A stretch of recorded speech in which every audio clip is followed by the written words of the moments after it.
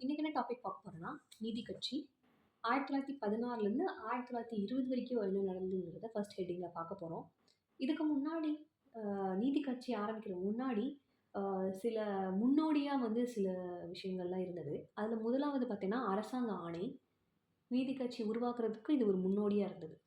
1854ல என்ன ஆச்சுன்னா, அரசாங்க பதவியில அதாவது கீழ்நிலை உள்ள பதவியில பார்த்தீங்கன்னா, செல்வாக்கு மிக்க குடும்பத்த சேர்ந்தவங்க மட்டும் இல்லாம எல்லாருக்கும் போய் சேரணும் அப்படிங்கிறத விளக்கியிருப்பாங்க. அடுத்து ஒவ்வொரு மாவட்டத்தில் உள்ள பதவிகள்ல பார்த்தீங்கன்னா, அ ஹிந்து, முஸ்லிம்ஸ் இருக்காங்கன்னா, அவங்க எல்லாருக்குமே பகிர்ந்து போய் சேரணும் அப்படிங்கிறத வெளியிட்டிருப்பாங்க. அடுத்து 1871ஆம் ஆண்டு. இதில என்னாச்சுன்னா, கார்னிஷ் டபிள்யூஆர் கார்னிஷ்ன்னு ஒருத்தவங்க சூப்பரண்டென்ட் அதாவது கணக்கீட்டு மேற்பார்வையாளர் சென்சஸ் ஆஃப் மெட்ராஸ் பிரசிடென்சி. அதில் என்ன சொல்கிறாங்கன்னா, பிராமின்ஸ் அதாவது பிராமினோட கண்ணோட்டத்தில் மட்டும் பார்க்காம ஜாப் எப்படி இருக்கணும்னா, அதிக பாப்புலேஷனாக உள்ள ஹிந்து, முஸ்லீம்ஸ் அவங்களுக்கு பேஸ் பண்ண ஜாபாக இருக்கணும். ஒரு பர்ட்டிகுலர் கேஸ்ட்க்கு மட்டும் ப்ரிஃபரன்ஸ் கொடுக்கக்கூடாது அப்படின்ட்டு அவர் வெளியிட்டிருப்பார். அடுத்து ஆதி திராவிட ஜனசபை 1892ஆம் ஆண்டு. ரெட்டைமலை ஸ்ரீனிவாசன் அவர் உருவாக்கப்பட்டது. இது பார்த்திங்கன்னா, திராவிடர் அந்த வார்த்தையை முதல்ல இதில் தான் பயன்படுத்துகிறாங்க அப்படின்ட்டு ஆர் கண்ணன் என்பவர் சொல்லியிருப்பாங்க. அடுத்து 2 துண்டு பிரசுரங்கள் 1895. அதாவது நான் Brahmin races and Indian public service. அதாவது பிராமன் அல்லாதோர் இனங்களும் இந்திய பொதுப்பணியும் அப்படின்னு ஒன்றும், இன்னொன்று பிராமன் அல்லாதோர் இனங்களை சீர் செய்வதற்கான வழிவகைகள், அதாவது ways and means for the amelioration of non Brahmin races அப்படின்னு சொல்லிட்டு 2 அமைக்கப்படுறாங்க. அது பார்த்திங்கன்னா, நடுநிலையாளர் ஃபேர் பிளே என்ற புனைப்பெயரில் எழுதப்பட்டது. எதுக்காக உருவாக்கப்பட்டதுன்னா, அரசு பணிகளில் பிராமணர்கள் ஆதிக்கம் அதிகமாக இருந்தனால இந்த நான் பிராமின்ஸ்க்காக உருவாக்கப்பட்டது தான் இது. அடுத்து சங்கர நாராயணர் 1904ல் என்ன சொல்லியிருப்பாருன்னா, சமத்துவம், சகோதரத்துவம் இந்த 2 கருத்தும் பிரிட்டிஷர் யூஸ் பண்ணுற அந்த 2 கருத்து, இது 2மே சாதிக்கு வேறுபட்டது அப்படிங்கிறத 1904ல் சொல்லியிருப்பார். 1908ல் என்ன சொல்லியிருப்பாருன்னா, இந்த வர்ண ஜாதி முறையை எடுக்கணும், இது தேவையில்லை அப்படிங்கிற மாதிரி அவர் சொல்லியிருப்பார். அப்போ தான் ஒரு அரசியல் முன்னேற்றம் இருக்கும் அப்படின்னு சொல்லியிருப்பார். இவர் ஒரு நீதிபதி. அடுத்து 1909 பிராமணர் அல்லாத சங்கம் நான் பிராமின் உருவாக்கப்பட்டது. இது பார்த்தீங்கன்னா, பி சுப்பிரமணியம், எம் புருஷோத்தமன் நாயுடு இவங்க 2 பேரும் உருவாக்குனது. மெயினாக எதுக்காகனா, பிராமணர் அல்லாதவங்களுக்கு கல்வியை பற்றி ஒரு விழிப்புணர்வு ஒரு பரப்புவதற்காக உருவாக்கப்பட்டது தான் அது. ஆனால் இது யாரும் சப்போர்ட் பண்ணல. அடுத்து 1912 சென்னை கூட்டமைப்பு குழு, அதாவது மெட்ராஸ் யுனைடெட் லீக்னு சொல்லுவாங்க. இதை உருவாக்குனது சரவண பிள்ளை, ஜி வீரசாமி நாயுடு, துரைசாமி நாயுடு இவங்கெல்லாம் நான் பிராமின் கவர்மெண்ட் சர்வன்ட்.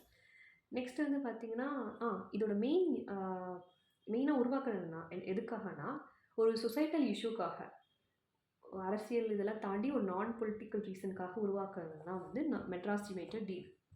ஆனால் இது லேட்டராக மெட்ராஸ் திராவிடியன் அசோசியேஷன்னு உருவாக்கப்பட்டது, பெயர் மாற்றம் பாடப்பட்டது.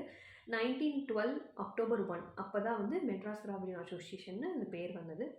இது அதுக்கப்புறம் அந்த டைம் செக்ரட்டரி யாருன்னா நடேசன் முதலியார். இதுக்கு செக்ரட்டரி யாருன்னா நடேசன் முதலியார். இவர் ஒரு மெடிக்கல் ஸ்டூடெண்ட். இவங்களோட அச்சீவ்மெண்ட் அடுத்த ஹெட்டிங் திராவிட சங்க சாதனைகள்.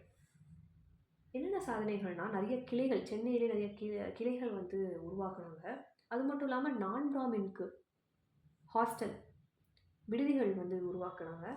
அது மட்டும் இல்லாமல் அங்கே மாணவர்கள் வந்து வருடந்தோறும் கூப்பிட்டு இந்த சங்கத்தோட கோல் என்ன அப்படிங்கிறத அவங்களுக்கு வந்து எடுத்து டீச் பண்ணுவாங்க.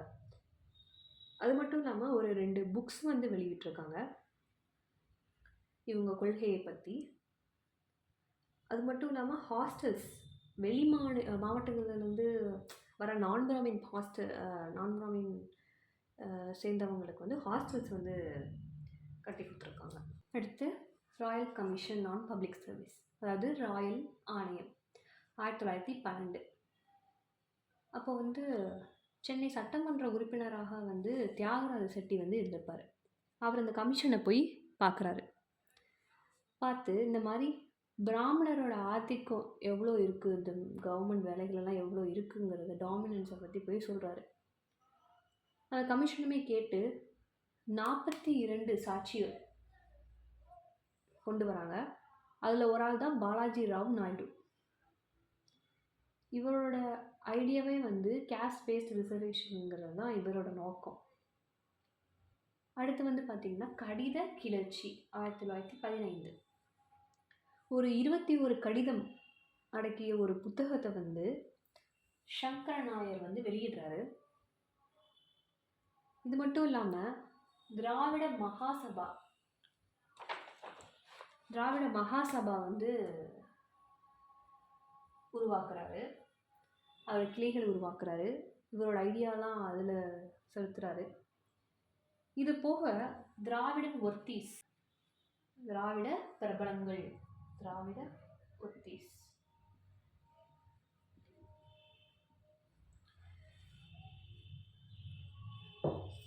இதெல்லாம் வந்து ஒரு சிந்தனை கிளர்ச்சியை வந்து ஏற்படுத்துது அப்படின்னு சொல்கிறாங்க.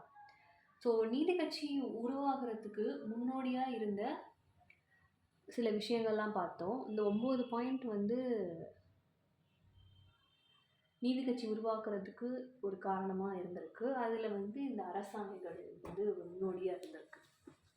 அடுத்தடுத்து நீதி கட்சி 1916லேருந்து 20 பார்த்தோமா. அடுத்து நீதி கட்சி ஆட்சி 1920லேருந்து 37 வரைக்கும் இது பார்ப்போம்.